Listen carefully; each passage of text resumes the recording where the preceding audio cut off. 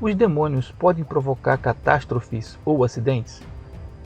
Se os demônios tivessem as mãos livres para provocá-los, o mundo inteiro, de um extremo ao outro, cairia numa desordem irreparável.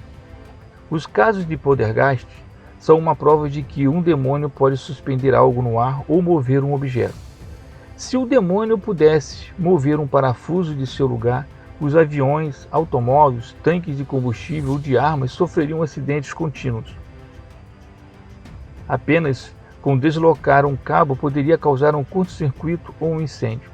O demônio move as coisas nos fenômenos poltergeist, mas logo se vê que não pode mover nenhum cabo ou um parafuso.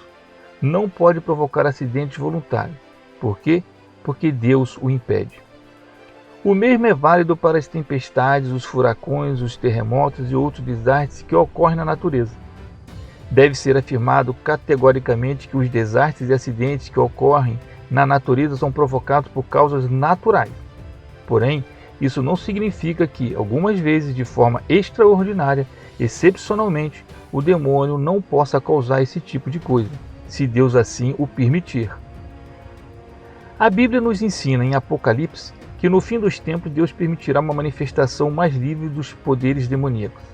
E assim, em Apocalipse, capítulo 13, versículo de 13 a 14, fala-se desses prodígios. Entretanto, não devemos pensar que os acidentes ou desastres são causados por ação demoníaca, a menos que haja algo objetivo que nos faça pensar sobre isso. Por exemplo, uma época comecei a rezar por uma senhora que sofria de influência demoníaca. Poucos minutos depois, começou a chover, depois a cair granizo e o temporal foi ficando cada vez mais intenso. Finalmente, um vento típico de tempestade começou a bater contra o templo. O vento foi de tal intensidade que eu tive de parar a oração. O estrondo não impedia somente ouvir as orações, mas mesmo para falar era preciso quase gritar. Tudo começou a ranger. O templo inteiro rangia como um barco de madeira no oceano. Repentinamente, o teto da igreja cedeu e se abriu em um de seus extremos.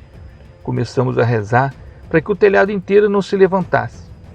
Aquela cena com o vento agitando com fúria as toalhas do altar, as quais saíram voando, os tijolos caindo sobre o presbitério da parte mais alta do teto da igreja, e os trovões, troando sem parar, formaram uma cena assustadora e inesquecível. Pois bem, aqui temos um episódio em que é razoável pensar que havia uma relação entre a oração sobre aquela pessoa e o que aconteceu em seguida. Como curiosidade, deve-se dizer que o Departamento de Meteorologia mais próximo não detectou nenhum vento anormal, razão pela qual, a princípio, a seguradora se negava a pagar pelos prejuízos. O demônio pode fazer milagres? Ouçamos o que consta no livro do Êxodo, capítulo 7, versículo de 10 a 12. Abre aspas. Tendo Moisés e Arão chegado à presença do faraó, fizeram o que o Senhor tinha ordenado. Arão jogou sua vara diante do rei e de sua gente, e ela se tornou uma serpente. Mas o faraó, mandando vir os sábios, os encantadores e os mágicos, estes fizeram o mesmo com os seus encantamentos. Jogaram cada um suas varas, que se transformaram em serpentes, mas a vara de Arão engoliu os deles. Fecha aspas. Na Idade Média, ao se falar aos teólogos, bastava que alguém apresentasse esse texto e tudo ficava claro. Hoje, no entanto, quando alguém apresenta um texto da Bíblia aos teólogos, é preciso depois provar que o texto significa o que diz. A autoridade da Bíblia nunca esteve tão baixa entre os teólogos. Em raros temas, como a demonologia, percebe-se de maneira mais clara o que diz a Bíblia. Quando a Sagrada Escritura trata de demonologia, não há que buscar sentidos raros e distorcidos. O texto apresentado no Êxodo mostra que os demônios são capazes de realizar coisas extraordinárias além das leis naturais que conhecemos. Eles não podem fazer ações impossíveis para a sua natureza angélica. Não podem criar algo do nada. Não podem viver em um homem morto. Não podem ignorar as leis da natureza.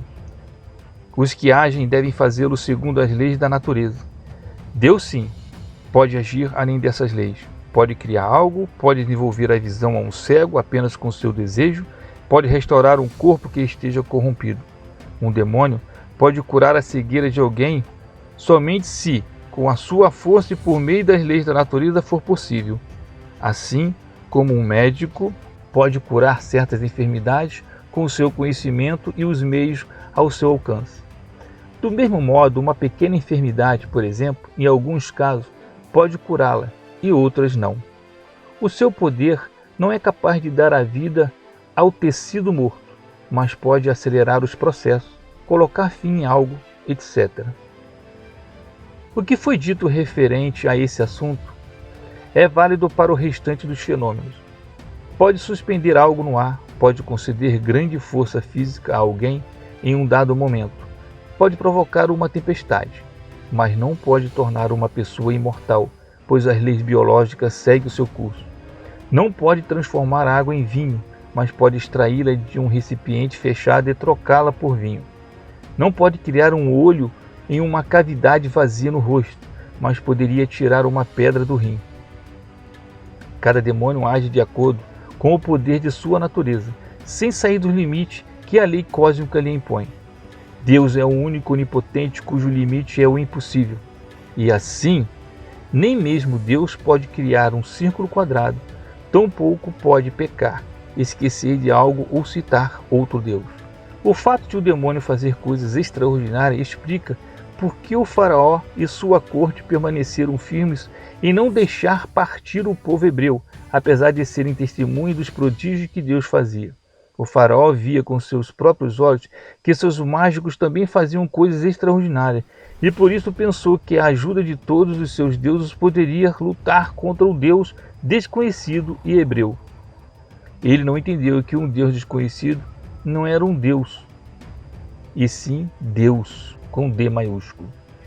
Da mesma maneira que os mágicos dos faraós transformaram seus cajados em serpentes, ou fizeram aparecer as rãs, assim também, no final da história, Deus permitirá que os demônios façam feitos extraordinários, os quais narra o Apocalipse.